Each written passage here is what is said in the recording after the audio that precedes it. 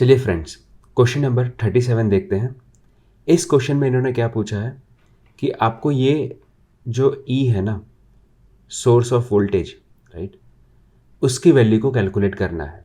अब इसको सॉल्व करने के दो तरीके हैं। एक तरीका कि जैसे कि मैं हर बार कहता हूँ, जब भी आपको टी दिखे, ये टी वाला फॉर्म दिखे, आप वहाँ पे KCL लगा दो, KCL लगा दो, ठीक है। एक तरीका तो ये है।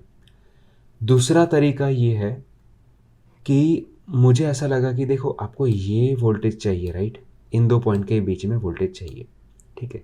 तो और मुझे यहाँ पे करंट दिया है, इसलिए मुझे एक और तरीका दिमाग में आ रहा है कि ये जब यहाँ से फ्लो करेगा तो मुझे पता है कि इस तरीके से 12 वोल्ट यहाँ पे वो ड्रॉप करवा देगा। अगर मैं किसी भी तरीके से ये वोल्टेज फाइंड आउट कर दूँ और मैं यहाँ पे KVL लगा दूँ, तो इस पार्ट में जितना भी वोल्टेज होगा वही तो वोल्टेज यहाँ पे होगा इसके बीच में, ठीक है। तो मैंने देखा कि देखो, यहाँ पे करंट दिया हुआ है और लकीली यहाँ पे भी करंट दिया हुआ है, इसलिए ये पॉसिबल हो पाएगा, ठीक है। तो उससे मैंने कह दिया कि 12 वोल्ट इस रजिस्टर ने लिए हैं, तो बाकी के इसने लिए होंगे जो इसने सप्लाई किया। इस तरीके से समझ सकते हैं, ठीक है। और बिकॉज कि यहाँ से 1 एम्पियर करंट आ रहा है, यहाँ से 2 एम्पियर करंट आ रहा है, सो हम कह सकते हैं कि we will get 3 ampere current here, ठीक है। अब 3 एम्पियर करंट जब इस 6 ओम से पास होगा तो वहाँ पे वो 18 वोल्ट देगा, 18 वोल्ट ड्रॉप करवा देगा। तो ये 12 प्लस और माइनस और ये 18 प्लस और माइनस, तो दोनों सीरीज में ऐसे देख सकते हैं अगर हम KVL अप्लाई करेंगे तो 18 प्लस 12 आप डायरेक्टली इसका आंसर दे सकते हो 30, ठीक है। और अगर आप वो वाला मेथड यूज़ करते हो जो टी वाला मैं हर बार कहता हूँ, अगर वो वाला मेथड यूज़ करते हो तो आपको यहाँ पे V वोल्टेज लेना पड़ेगा।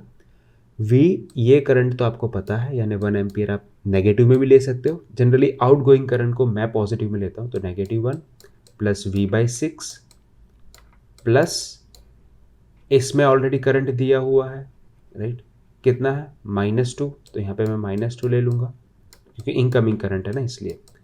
इससे मैंने V की वैल्यू को कैलकुलेट कर दिया।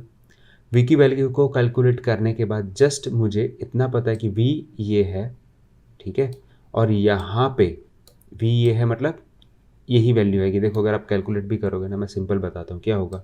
1 -1 -2 -3 हो जाएगा, इक्वल्स टू के इस तरफ भेजोगे 3 हो गया, 3 के साथ इसको मल्टीप्लाई करवा दोगे तो V = 18 हो गया, ख़त्म कहानी। अगेन वहाँ पे ही पहुँच गया, ठीक है। तो अगर आप डायरेक्टली बता सकते हो ये 18 है, तो ये सब झमेला करने की ज़रूरत ही नहीं है, because 1 ampere 2 ampere 3 multiply by 6 18, ठीक है। तो यहाँ पे आपको 2 मेथड दिए हुए हैं। ये वाला मेथड मैंने, ये लकीली बहुत इजी मेथड है और ये इसके वजह से हो पाया, ठीक है। अगर ये नहीं दिया होता या फिर ये नहीं दिया होता तो ये मेथड हम अप्लाई नहीं कर पाते, ठीक है। तो हम अपने वो पुराने वाले टी वाले मेथड पे ही चले जाते, ठीक है। ओके, नाउ ये क्वेश्चन बहुत इंटरेस्टिंग है। देखो समझना, इसके मैं स्टेप्स बताऊंगा आपको कि इनको इस वैल्यू को कैलकुलेट करना है, ठीक है। अब इस वैल्यू को कैलकुलेट, आर को कैलकुलेट करने के लिए जब भी ये दिखे ना, तो सबसे पहले दिमाग में V = IR आना ही चाहिए। यानी अगर R मुझे चाहिए, मैंने गलती से ऐसा लिख दिया, सॉरी, V = IR आना ही चाहिए, राइट।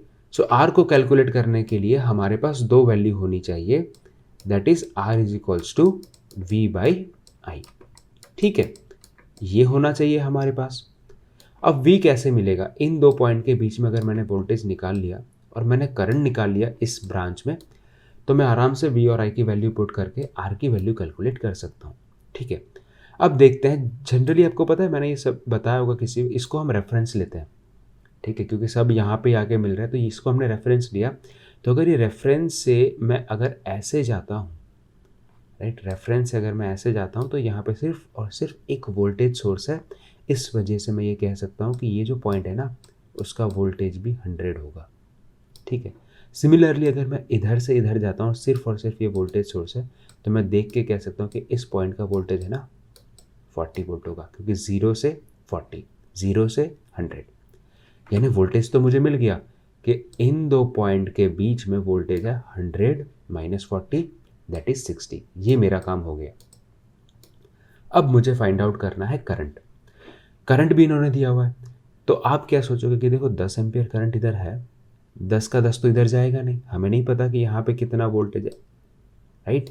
यहाँ पे कितना वोल्टेज है वो डिसाइड करेगा कि यहाँ से कितना करंट इधर जाएगा और कितना करंट इधर जाएगा। तो इस वजह से इस वोल्टेज को हमें कैलकुलेट करना पड़ेगा। अगेन टी वाला शेप है, केसीएल लगा दो, ठीक है।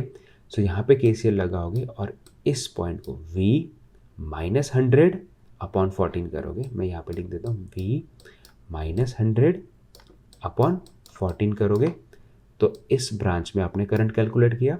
V अपॉन 2 करोगे तो आपने इस ब्रांच में कैलकुलेट किया, V अपॉन 2 करोगे, प्लस इस ब्रांच में क्या होगा, सो V माइनस यहाँ पे कितना वोल्टेज है, 40 वोल्टेज है, अपॉन 1, सो V माइनस 40 अपॉन 1, राइट।